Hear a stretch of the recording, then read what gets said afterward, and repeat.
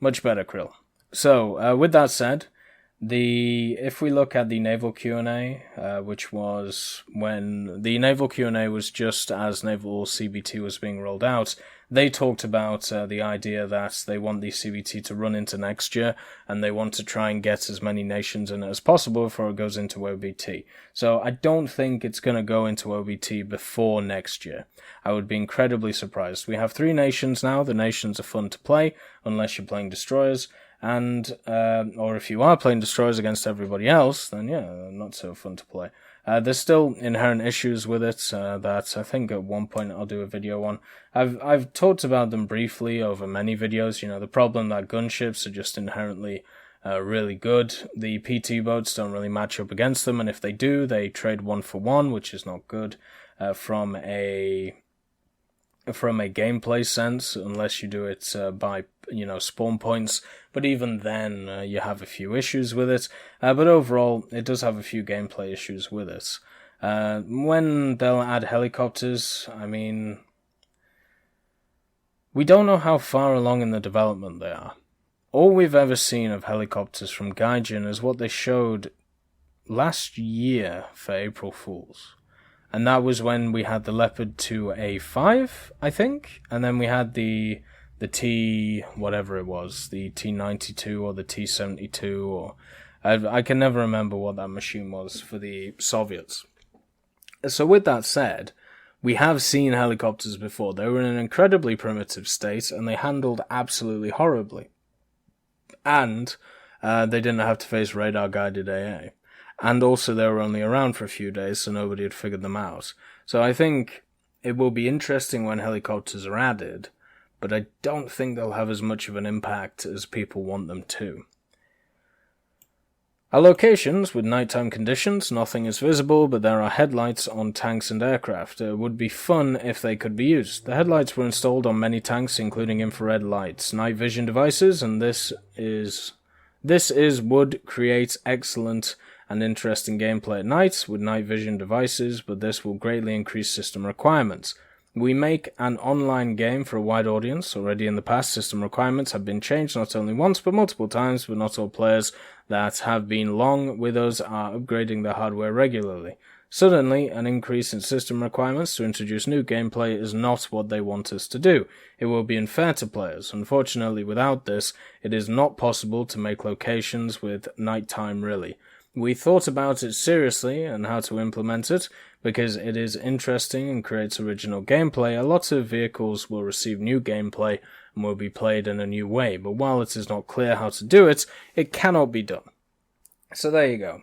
Basically what we need is some kind of revolution in how the infrared and night vision devices are done in other games, so they don't take up too many system requirements. If that is the case, I can't argue with it. I don't know enough about the subject, if it is the case that it's a system hog, because I'm guessing the way you would do it, and this is obviously a guess, is you would have the computer would see 3 shells all at the same time. So it would see the normal display, which is the one you normally see, and then you have the infrared display, and then the night vision display. And in order to switch between them quickly, the computer, or the game I should say, would process them all at the same time. So instead of having just one thing you're looking at 3 separate layers, so that would be 3 times the computing power, yada yada yada. That's the only way I can see why it would be such a big hit on system requirements and stuff like that. But with time, I'm sure it will eventually come. Whether it is the technology getting easier or people upgrading, because people do upgrade, every so often. I personally just upgraded a little bit ago.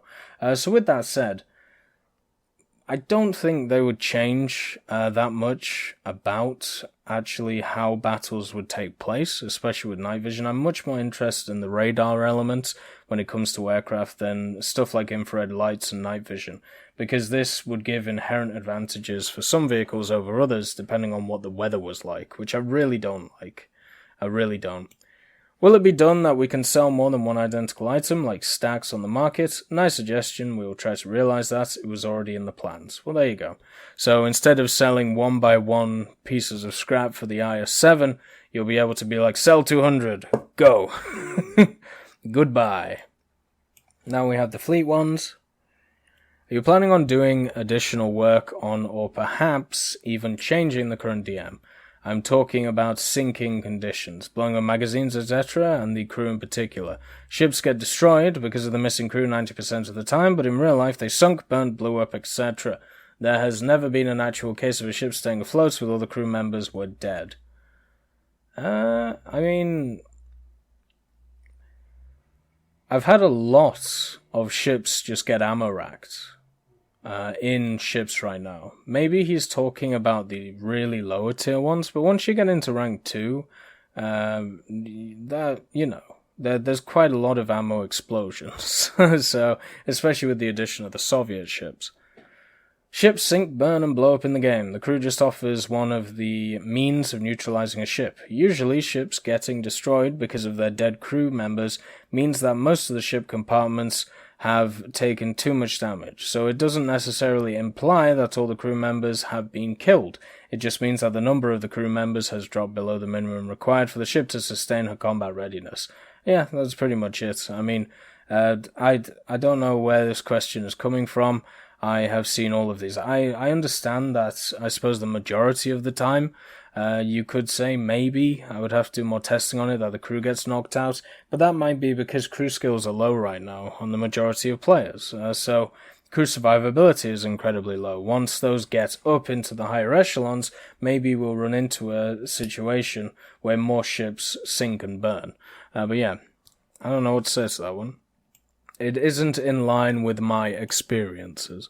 Will the devs abandon the idea of using flames for target capturing and RB? Frames? At the moment, it provides a good practical means of scanning the area, including that beyond the islands. Frames? Only if the target remains detected. We do not plan on discarding this mechanic, as it showcases that the target is visible to your ship crew and that they can shoot at it. We will, however, very likely make adjustments to the conditions under which the capture takes place. Idea of using frames for target capturing an RB. I have no idea what that is talking about. The only thing I can think that it's talking about is when you sit behind an island and look over it and just wait for the enemies to push you. And this happens in tank RB, so I don't know why it would be such an issue in naval.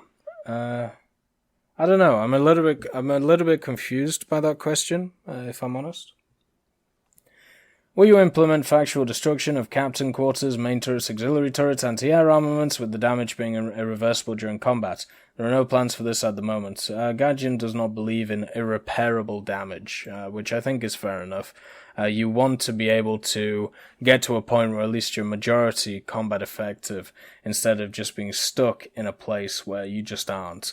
You don't want your engine to be knocked out and not being able to repair it. That's why parts is such a big issue for a lot of people. But when you do repair it, you don't want to repair it to when it's red, instead of when it's fully done. So, with that said, I think personally it would be much better that they keep it like it is. When it comes to the destruction of stuff, it would be interesting to see it blow up and things, but I mean, as I said before, with the amount of work that goes into making these larger ships, I can't even imagine the amount of work it would take to create these sophisticated damage models that people want.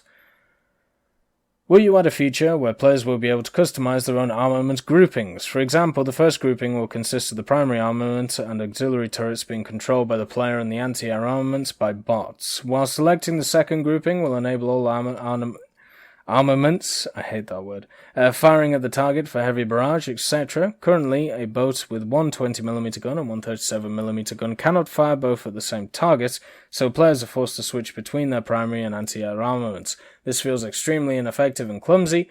Players should have an option to fire from all armaments at a selected target.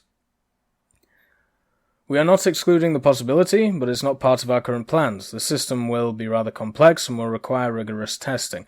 I massively disagree with you. Massively disagree with you here. You can already be able to pick whichever type of gun you want to fire. So all you have to do is create a button which says fire all guns. Why would that take... Why would that be hard? What would be the reason for that to be hard? Like, what would be the reason why you... Unless they're talking about the AI has specific paths for specific guns, and sometimes they clip through each other or something like that. Like, the guns would clip through each other and shoot your own ship. But even then, you could fix that very easily. I think this is something that has to be put into the game. I've met many ships so far that I feel like if I could aim all of the guns at once, I would be so much better in a combat effective point of view, instead of being stuck shooting what I would class as a weaker armament because I want my AI to shoot everything else. So I really hope even though it's not in their current plans right now, they strongly reverse that decision and put it into the game, because it would help a hell of a lot, especially with ships with many different types of guns. Will you get rid of stabilizing systems where they didn't actually exist? No boats were fitted with a stabilizing system for their deck anti-air armaments in real life. The only exception is the 37mm SKC-30, but even there the stabilizer was unable to fully compensate for the jerking of the ship. In the game, however, the manually controlled Brownings fire in a way as if they've got a tank stabilizer attached to them. There is partial compensation for ship motion on machine guns and machine gun installations. It is mainly present in the places where the shooter could somehow compensate for the ship's movement by holding the gun breech, but even that doesn't fully compensate for the wave-induced motion and maneuvers of the ship. I think there is a case to be made that the arms on your guys who are operating the guns may be a little bit strong when it comes to stabilizing the guns against the water. But overall, it's at the end of the day, it's a game, and you need it to be like that. You don't want your gun flopping all over the place. That is something that is incredibly annoying in tanks. Like the AMX 1390 has a real issue with this, and it's incredibly annoying when you're trying to stabilize the gun to shoot something. And I don't want that to come to ships, because it would literally affect every single small ship whenever it's on choppy waters, and that would just be really annoying to be. Will the Naval SB ever happen? There are no plans for this as of now. The current RB mode is pretty hardcore as it is, and it's already close to SB. I agree with that. There's no real difference between the two modes, I suppose you would call this. The only real difference is that the SB mode, you would be limited in your camera angle. Everything else would be exactly the same. So, and also with looking at aircraft SB and tank SB, they seem to be the most the minimal modes that the least amount of people play, like have the smallest population. So I think at this moment in time in CBT, it's much better to focus on arcade and realistic. Bernard. There you go, buddy.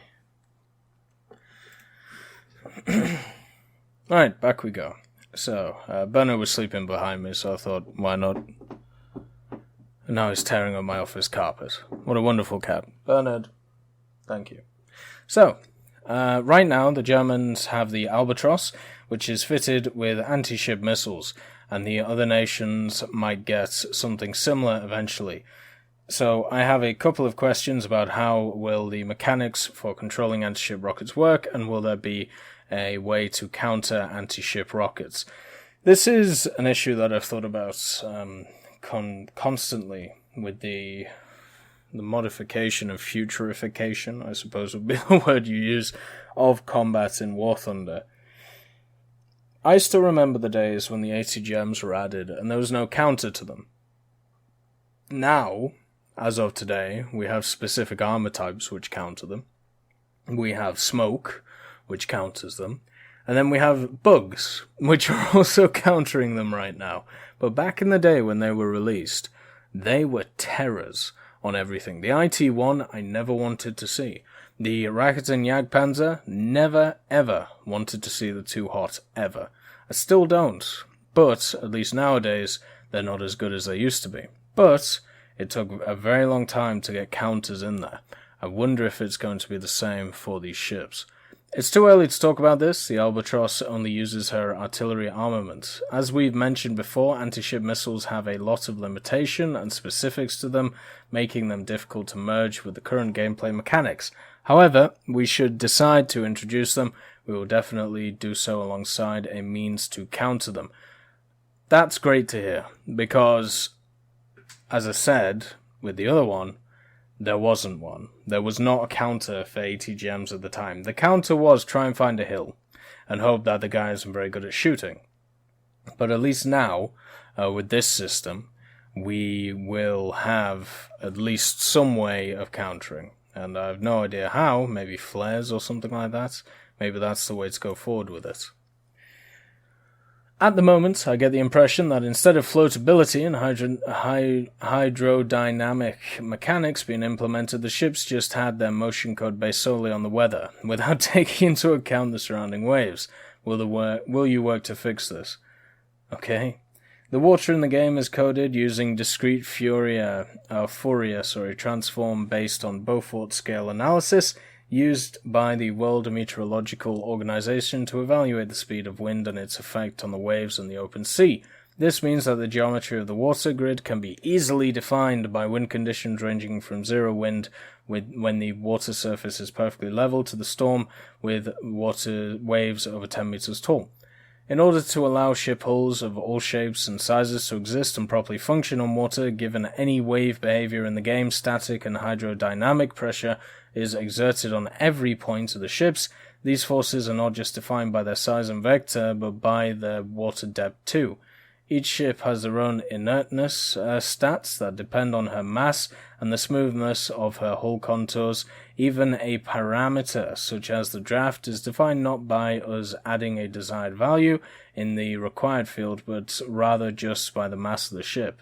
This incidentally allows us to check how accurate the model of a ship's hull is in comparison to her historical prototype.